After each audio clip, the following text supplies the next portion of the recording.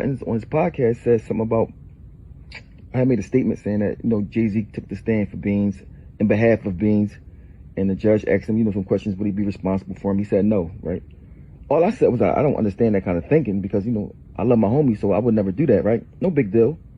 So, it went crazy because anytime you say something about somebody that's famous, everybody, go crazy. But anyway, Joe Budden said Jay-Z texted him and said what I was saying was cap. Like, what? I know I don't even want to believe he said that, but I don't know. I don't think Joe Buttons will lie about it. I don't know. But there was a million people there. But one thing about me, y'all know I don't be lying. So,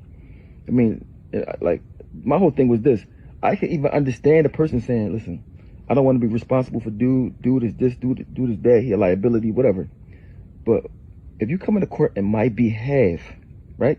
Driving from New York City to Philadelphia, in my behalf, to get on the stand, in my behalf, and then say no, what's the point of you coming at all? That's my only.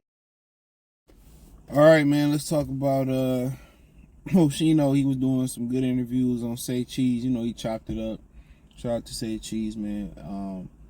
And one of the parts he talked about was the iconic moment when Beanie Sigel was in jail and the judge, long story short, asked Jay-Z to basically, would he look after, he would release Beanie Sigel to Jay-Z if Jay-Z agreed to, take responsibility for Beanie Sigel. And Jay-Z, allegedly said no. And Beanie went back to jail. Now, got two real conventional thoughts here. One thought is, some people say, well, Jay ain't responsible for no other grown man.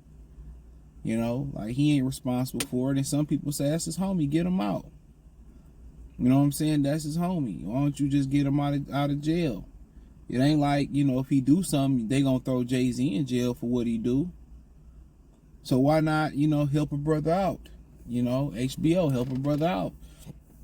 Why not help him out? And, bail him out. It ain't like you gonna get in trouble or they gonna throw Jay-Z in jail because Beanie do something. And Jay-Z is, always kind of been known as that type of guy, selfish. But remember when his homies had to fight a court case and Jay-Z was supposed to get him a lawyer and he had to ask the probation officer to go down to one of Jay-Z's shows out of town to confront Jay-Z, and Jay-Z still didn't do it. So, he tell, man, and then, what he tell him? He said, when they asked him about, was it $500,000 or dinner with Jay-Z? He said, take the $500,000 because I gave you all the game I'm going to give you. I said it in my music. That's everything I'm going to tell you. And what did he say? And, we talked about this. You could check it out, the Dynasty. Put my channel name in the Dynasty intro in. This being one of the greatest rap intro. I think it's the greatest rap intro that I heard. And I ain't heard them all. What he said in the Dynasty intro? No father figure. You got to pardon a nigga. He told you. He told you. He telling you who he is. No father figure. You got to pardon a nigga. Come on, man. He told you right then and there what line, what time he was on. So y'all be, you be assuming that everybody be solid and everybody tested around you. We assume that without battle testing these women and men that we allow to come around us.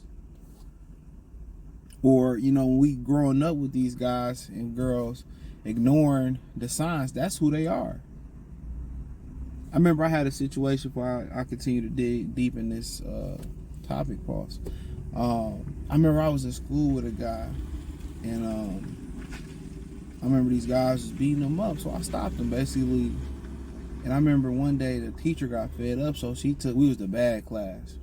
So she took us to the principal's office, and she picked the students out that had to get called home or get suspended or get in trouble. It was some shit like that.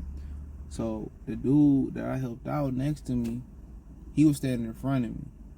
So he seen the teacher. She was looking for like a couple more students. So he stood behind me and hid behind me. So she picked me, And I was just like, that's just some hoe ass shit. And I knew right then and there, that's just the type of nigga that he was. And you can't, you go through things when you a child and a nigga tell on you, that's who they are. That's a quality that's in their blood, that's in their DNA. But he right. And you know, he said Jay-Z called Joe Budden. If you didn't see the video before, I don't know why on the East Coast they call him Joe Budden, so they put an S on it, but Joe Budden, and told Joe Budden, you know why I believe Joe Budden? Not saying that I did disagree with him. I think Joe Budden was a dope rapper. Don't listen too much to his podcast per se. But I remember Nori on Drink Champs when he told the alleged story about Big Pun and Fat Joe chasing Jay-Z around the room, which in my mind I kind of could see that shit happening. And Jay-Z called and told him that didn't happen. So he's so shallow. I mean, we can even take the story back. T.I.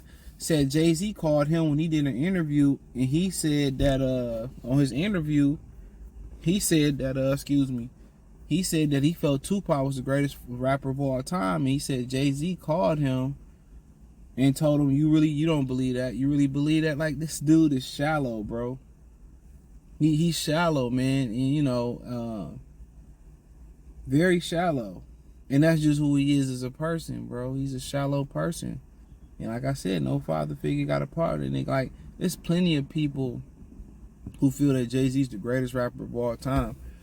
And I think he should appreciate that. There's plenty of people I know. I don't believe it, but I think he's in my top 5. But you know, for him to be petty over that, I mean, it is what it is. It is what it is. It is what it is, man. But and that's how I know he didn't. Multiple people then said, well, you know, Jay-Z didn't call me, or Jay-Z didn't called and said this and said that and checked me about this and said this didn't happen. But you know, like Oschino said, he said it was a billion people there. Like, I wasn't on. Benny Sigel said it out of his own mouth that it happened with Jay. And you think people be silent, man. The message is you think people be silent, but a lot of us wait. We don't do practice tests. We don't battle test these people. We don't. I mean, even the women we get with, we don't battle test them. We don't send a little homie at them to see if she gonna give him his number, or pay the dude when you go to the bathroom at the bar or y'all at the restaurant, and pay the dude to try to holler at her and see what she say. Nobody does that no more. We just assume that people around us solid.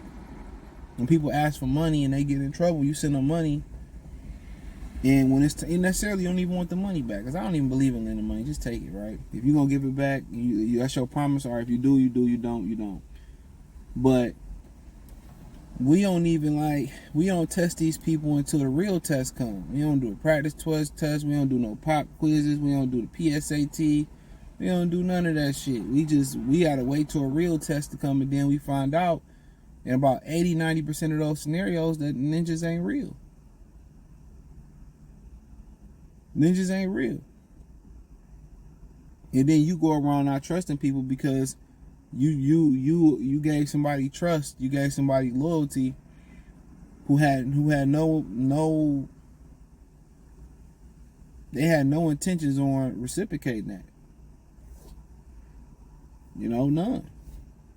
This could be your life on the line, this could be your freedom on the line, this could be financials on the line, it could be your heart, your soul on the line. So we just assume that, you know, people talk a good game and they with us, you know. But assumption, you get a lot of people in trouble. It breaks up a lot of relationships. It causes a lot of arguments. Never assume, you know.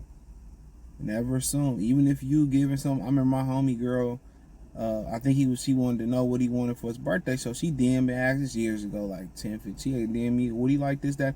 Do shit like that. Do some research. Ask the nigga mama. Ask her mama. She like this, she like, start beating around the bush to figure out, even when you planning a birthday party or a trip, if they didn't directly say they wanted to do it or they wanted it, and you don't know if they gonna want to do it or like it, don't assume. Do a little research. Poke your head around. Ask people that they confine to, even in those scenarios, you know. But yeah, you know, Jay-Z, that's who he is. And I'm gonna speak on Malcolm Jamal Warner and J. Cole too. See, be a lot of other videos, be a lot of boxing videos coming this weekend. I would assume that you will see this video Saturday, Sunday, no later than Monday. I don't know, depending how the videos go, news break. So I assume you will see this video over the weekend. So, yeah, let me know what you girls and guys think. He did some great work in Say Cheese. I enjoyed the interviews that I watched. Hit the link tree. If you don't know who Oschino was, I think he's with I'm about to call him Philly's Most Wanted. No, they was State Property. He gave Jay-Z a lot of love in those interviews as well too. But hit the link tree, find me on X, Instagram, Spotify, Anchor, Cash App, Venmo, PayPal, Apple Podcasts. Check out the Patreon. Shout out to everybody supporting the check Patreon. Appreciate the love and support all the way around. Peace.